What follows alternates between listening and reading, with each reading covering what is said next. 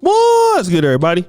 It's your boy, O'Shea Duke Jackson, back at it again with another episode of the Celebrity Junk. Today's story is quite bittersweet because it pretty much dictates the racism that many talented African Americans face in our country in things such as entertainment or, any kind of movie industry that's going on. And this can be discussed with actress Leslie Jones. Now, Leslie Jones is now age 56. I believe that Leslie Jones, I don't really like her comedy and things like that. Shout out to the sister. But, Leslie Jones is another lady, kind of on the left a little bit, very left leaning. And she was in Ghostbusters in 2015. I didn't get a chance to see it, but it was a successful film. Ghostbusters was something that came out in the 80s. It was remade, and it came out in 2016, rather. And she was offered a role in the film. The first offer was $67,000. And keep in mind, Leslie Jones had been, quite famous for, before that time. So that was a very lowball figure. And then obviously, as you know, it was some promises like, hey, take this deal, you're going to get more later. You'll do this, you'll do that, all of this, right? Which she basically did not want to do. Okay. And now after which she negotiated up to $150,000. All right. So she accepted that and continued. The film becomes a great success. Now, the white co-stars in the film, such as Melissa McCarthy, made $14 million. And of course, now she's talking about this.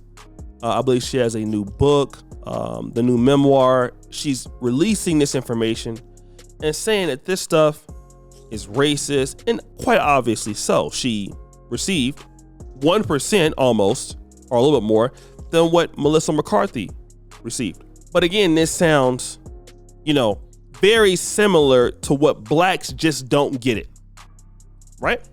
How often are they telling you, do something for yourself? Okay? How? Like, I just don't understand why we're having this issue with so many talented African Americans. We keep going into this stuff, just like Billy Porter. Billy Porter cannot stop crying and begging and all of this about what the white man is doing, what the white man is not doing. I mean, at what point do we stop? At what point do we consider that and say, you've been in the industry, you can be independent, you can get the money, you can get the funding, you can start your own stuff, you can do your own films, you can produce your own stuff. That's how Tyler Perry did it. So why don't you control your own destiny? What is stopping you? Me as a person, think about this. What I've been able to achieve on this social media journey has been actually crazy. All right. It has been ridiculous what I've been able to do. Not bragging. I'm just telling you the truth. It has been insane. Why? But because working hard, doing the work every day, putting in the time, trying to make myself somebody. Look at what you can create for yourself. Now, what about her? You're in the industry. You're in the industry, for crying out loud. You are in the industry. You have money. You have access. You have all of these things. Yet you can't do anything right. You can't. And you're crying about racism. Of course, there's going to be racism. Of course. That's always going to happen. Always. We know that. We understand that. We should take that very seriously, that this will ultimately happen to us. How can we not know that this is going to happen to us as blacks? But what chance or what choice do we have? A lot. We can create our own stuff. If somebody like me has done it, and I was in, not doing that well at all, but I can work. I can save my money. I can reinvest into what I'm doing. Every black person can do that. Every black person. What is wrong with her? Why can't you do it? What is wrong with you such that you can't do it? It's always a problem.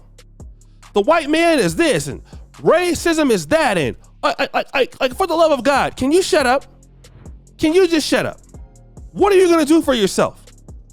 We know that racism is existing. God, we knows it. We know it. Everybody knows it. You know you're not going to get a fair shake. Start your own black companies. Now, are you going to get the same amount of money as you probably would when you first started out? No, but it's yours. When I had the Negro.com, Brother LAR told me something that was very interesting. He said, you know what, O'Shea? I want to tell you something, bro. At the time, Return of Kings was the best blog in the manosphere. He said, you know what? Return of Kings is a good blog. But he said one thing for sure is the manosphere, that one belongs to you. At least it's yours. At least it is yours. You own it. So I'd rather be the guy, or at least it's mine. Let it be mine. Let me own what I do. Let it be mine.